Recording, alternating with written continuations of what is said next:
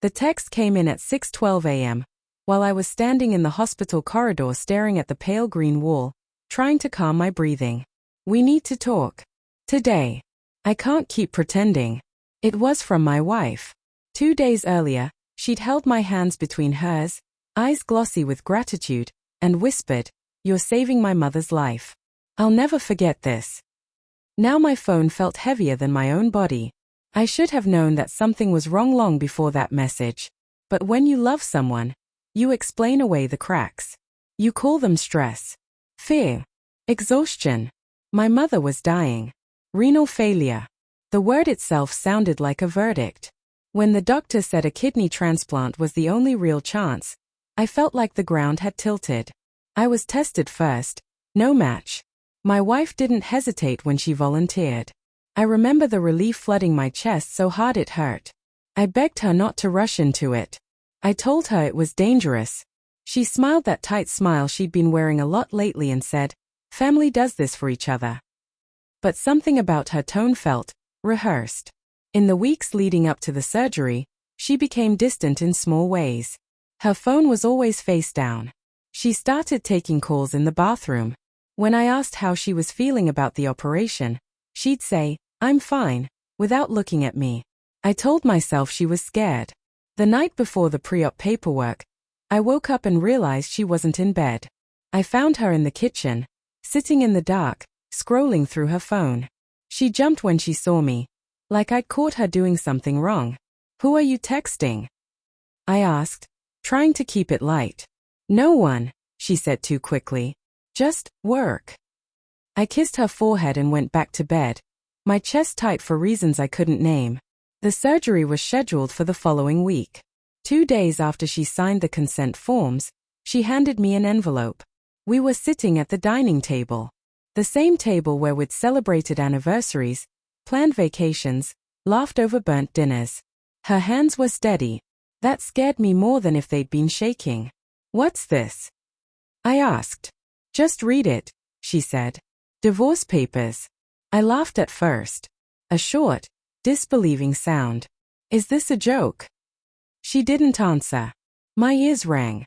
You're donating a kidney to my mother. You stood in front of doctors and promised." "I'm still doing that," she cut in.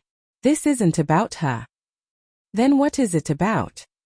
My voice cracked despite my effort to stay calm. "You don't just wake up one morning and decide to destroy a marriage." She looked at the table, at a small scratch in the wood.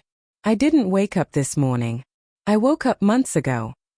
That was when the truth started leaking out, not all at once, but in pieces sharp enough to cut. There was someone else. Not a stranger. Someone from her work. Someone she said made her feel seen again. It hadn't been physical at first, she insisted. Just talking. Then texting. Then hiding. Then lying. And the kidney? I asked, my throat burning. Was that guilt? Or was it your way out? Her silence answered me. I found the messages later that night while she slept on the couch. I hate myself for looking, but I hate myself more for how desperately I wanted proof. I read words that used to belong to me, sent to another man. Complaints about me.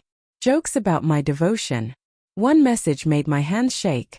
After the surgery, I'll finally be free. Free. I thought about all the times she'd said she loved me. All the nights I'd held her while she cried about work, about feeling trapped, about wanting more. I thought about my mother, fragile and hopeful, calling her my angel. The confrontation wasn't explosive. It was quiet. Almost gentle. That hurt the most. I never meant to hurt you, she said. But you planned it, I replied. You planned to take a piece of yourself out for my family, and then walk away. She cried. She said she was sorry. She said she didn't know how to stop once it started. Love doesn't disappear in one moment. It rots slowly. By the time I realized it was gone, I was standing in the ruins. The surgery was cancelled. My mother cried when I told her. I cried with her. I didn't tell her why.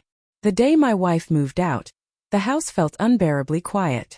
But for the first time in months, the silence wasn't full of lies.